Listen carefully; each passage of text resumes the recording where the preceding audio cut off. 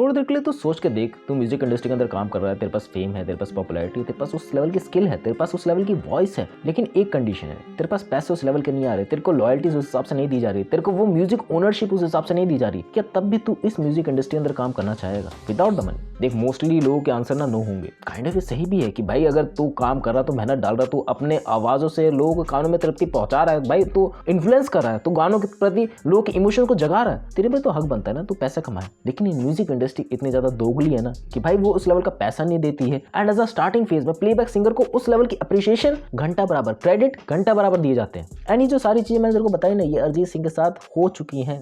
And that's why Arijit Singh playback singer के रूप में रिटायर हो चुके हैं और उनकी न्यूज़ इतनी ज़्यादा देखने को मिली है। एंड वो अपने करियर के पीक पे थे। एंड मेरे को बात देखिए, चलो प्लेबैक सिंगर के रूप में अपनी पहचान बना पाना ना बहुत ज़्यादा मुश्किल हो चुका है। एंड प्लेबैक सिंगर के रूप में ना आजकल पॉपुलैरिटी भी बहुत ज़्यादा कम हो चुकी है। तुम लोग को ऐसे बहुत ही कम लोग याद होंगे जो प्लेबैक सिंगर के रूप में तुम्हें याद होंगे, या तो पुराने टाइम से चले आ रहे होंगे तब तुम्हें याद होंगे, नए वाले तो तुम्हें आई डोंट थिंक याद भी होंगे कि भाई हाँ उसने वो गाना गाया तो उसने वो गाना गाई थी। एंड ऐसा इस वजह से होने लगा है ना क्योंकि आज के टाइम पे क्रिएटिव फ्रीडम बहुत ही ज़्यादा कम हो चुकी है लोगों के पास। लाइक मैं ये वीडियो बना रहा हूँ, मेरे पास क्रिएटिव फ्रीडम है भाई, मैं कब इस पर कट लगाऊँ, मैं चाहूँ तो इस वीडियो को बनाऊँ, चाहूँ तो इस वीडियो को नहीं बनाऊँ। लाइक म्यूजिक कंपोज कर रहा है कोई बंदा, तो किसी के इमोशंस को फील आउट कराना, किसी के वो एक पर्टिकुलर हिट देना कि भाई हाँ ये बंदा दुख में है तो इसको और ज़्यादा दुख दिलाना, ये बंदा गम में है तो इसको और ज़्यादा गम दिलाना, ये बंदा खुश में है इसको और ज़्यादा खुशी तक पहुँचाना। ये बहुत ही ज़्यादा कम हो चुका है कि बंदे के हाथ में कंट्रोल नहीं है, बंदे को उस हिसाब से चलना पड़ेगा जिस हिसाब से डायरेक्टर ने बोला है। एंड उस हिसाब से चलने के बाद भी उस हिसाब से वो टेस्ट नहीं आ पाता है गानों के अंदर। तुम लोगों को ऐसे बहुत सारे लाइक सॉन्ग्स याद होंगे अरिजीत सिंह के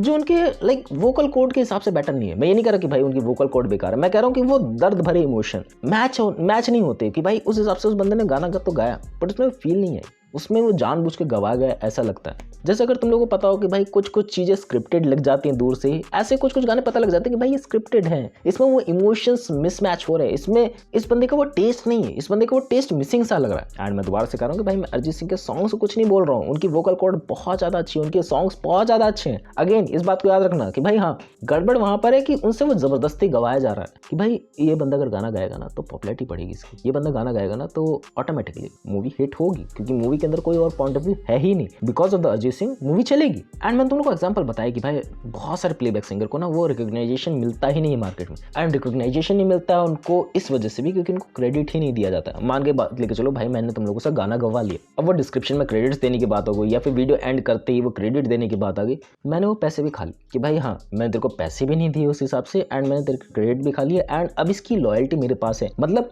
अब ये गाना तू ओन नहीं करता, अब ये गाना मैं ओन करता हूँ, मैं उसके हिसाब से कुछ भी कर सकता हूँ, मैं ही इसके थ्रू पैसे कमाऊंगा। एंड ऐसे बहुत सारे डायरेक्टर, ऐसे बहुत सारे म्यूजिक जो कंपनीज हैं वो करती हैं। अब बहुत बड़ी बड़ी कंपनीज है वो लॉयल्टीज खरीद लेती हैं एंड उसके बाद उनके गानों पे ही हक नहीं रहता। मान के लीजिए मैंने कोई गाना गाया, मेरे गानों पे ही कोई हक नहीं रहेगा, भले मेरी वॉइस उसके अंदर हो, पहले ही कॉन्ट्रैक्ट साइन करवा लिया जाता है कि भाई हाँ अब इसमें हमारी जिम्मेदारी नहीं है, ये गाना हमारा हो चुका है, अब तेरी इसमें कोई भी इन्वॉल्वमेंट नहीं होगी। और ये सिर्फ बॉलीवुड की बात नहीं है, ऐसी बहुत सारी इंडस्ट्री है जो ये सब चीज़ें कॉपी आउट करती है कि भाई हाँ इस तरीके से म्यूजिक को देना है अहमियत, इस तरीके से म्यूजिक को अहमियत नहीं देना है। बहुत सारे डायरेक्टर ऐसे समझते भी कि भाई किस म्यूजिक को अहमियत देना एंड उस किस म्यूजिक के हिसाब से पूरी ओवरऑल मूवी डिपेंड करती है कि भाई हाँ अगर ये म्यूजिक टेस्ट आ गया ना तो मूवी फाड़ेगी। एंड ऐसे बहुत ही कम लोग होते हैं कि भाई जो समझते हैं कि भाई हाँ म्यूजिक वालों को भी पैसा देना है, म्यूजिक कंपोजर को पैसा देना है, सिंगर को पैसा देना है, वो भूल जाते हैं या फिर मेरे को पैसा खा लेते हैं। मूवी का बजट इनका ज़्यादा चला जाता है एक्टर्स की फीस कास्ट करने में, सो एक बाकी लोगों को पैसे कैसे ही देंगे। तो इन सब चीज़ों का कोई सोल्यूशन है कि भाई ये सब चीज़ें हो रही है गिनौनी कि भाई हाँ बॉलीवुड में इस तरीके से षड्यंत्र रचा जा रहा है प्लेबैक सिंगर के तौर पे। एंड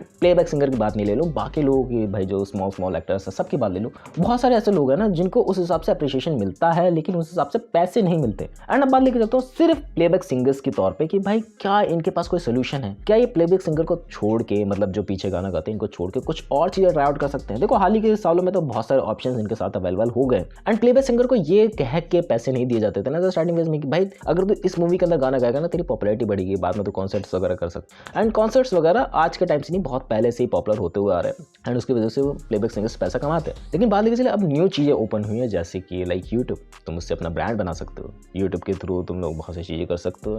एंड मुझे बताने की ज़रूरत नहीं है कितनी ज़्यादा चीज़ें करी जा सकती हैं क्योंकि 5 साल पहले अरिजीत सिंह ने भी अपना यूट्यूब चैनल चालू किया था जिसने उनकी बहुत ज़्यादा मदद करी है ऐसे मामलों में एंड उसकी वजह से उनका ब्रांड बनने में बहुत ज़्यादा आसानी हुई है। हालांकि उनका ब्रांड बहुत पहले ही बन चुका था लेकिन वो एक है ना एक प्लेटफॉर्म, किधर वो प्लेटफॉर्म यूट्यूब बन गया एंड बाद लेके चलो और भी चीज़ इसमें इवॉल्व होती है, लाइक बाद लेके चले कोलैबोरेशन। भाई अगर तुम बड़े बड़े लोगों के साथ कोलैब करोगे, यू हैव दैट फ्रीडम। उनकी कंट्री के लोग तुम्हें सुनेंगे, हमारी कंट्री के लोग उन्हें सुनेंगे। बहुत सारे लोगों के साथ उन्होंने कोलैब करा था, हम लोगों को याद है। एंड अब प्लेबैक सिंगर के तौर पे तो रिटायर हो चुके हैं, we know it, but now he have a creative freedom. And creative freedom का मतलब है भाई वो अपने हिसाब से अपने सॉन्ग को मॉडिफाई कर सकते हैं। तुम लोगों ने उनके कोई इंडिविजुअल सॉन्ग सुने जो प्लेबैक सिंगर से हटके हैं? भाई उनमें जान है, उनमें जान है, उनमें लगता है कि भाई वो अंदर से कोर से आत्मा से बात कर रहे हैं, उनके पास वो फ्रीडम है। ऐसा लगता है कि भाई हाँ ये सॉन्ग्स बहुत ज़्यादा बेटर है। एंड कॉन्सर्ट्स वगैरह के थ्रू तो वो पैसा कमाएंगी। एंड सिंगिंग से रिटायर नहीं हुए हैं जिन लोगों को थोड़ा बहुत कन्फ्यूज़न थी माइंड में। आई थिंक कन्फ्यूज़न किसी को नहीं होगी अब बट हाँ ये देख के अच्छा लगा कि भाई हाँ रिटायर हुए हैं एंड इस जो बॉलीवुड का दलदल है इससे निकल गए हैं। देखो काफ़ी लोग नहीं निकल पाते हैं इस दलदल से, क्योंकि वो फंसे हुए उसी लूप में कि भाई उनकी पॉपुलैरिटी उस हिसाब से हो नहीं रही है, थोड़ी पॉपुलैरिटी बन रही है, उनको क्रेडिट दिए नहीं जा रहे, उनके पैसे दिए नहीं जा रहे, उनकी लॉयल्टी खा ली जा रही है। लेकिन जिनके पास फेम आ चुका है उनके पास वो चॉइसेस है कि भाई हाँ वो इस चीज़ को छोड़ सकते हैं। एंड जिनके पास फेम आ चुका है उनको पैसे मिलते हैं। ऐसी बात नहीं कि भाई जिनको पैसे ही नहीं मिलते। जिनके पास फेम है, जिनके पास पॉपुलैरिटी कि भाई हाँ अगर ये बंदा ये गाना गाएगा ना तो ज़रूर ये पॉपुलर हो जाएगा, तो डेफिनेटली उसको उस हिसाब से पैसे दिए जाते हैं। पहले नहीं होता था ऐसा, एज अ स्टार्टिंग फेज में नहीं होता किसी के साथ, क्योंकि इंडस्ट्री ऐसी है कि भाई बिजनेस में बैठे हुए हैं पैसा जेब में दबाने के लिए। Lot of thing. And you already know कि भाई क्या चूचलेपंथी चलती है। मैंने ज़्यादातर तो एक्सप्लेन कर दी चीज़ें, मोटा मोटा तुझे भी पता होगा। मिलते हैं नेक्स्ट वीडियो में, बाय।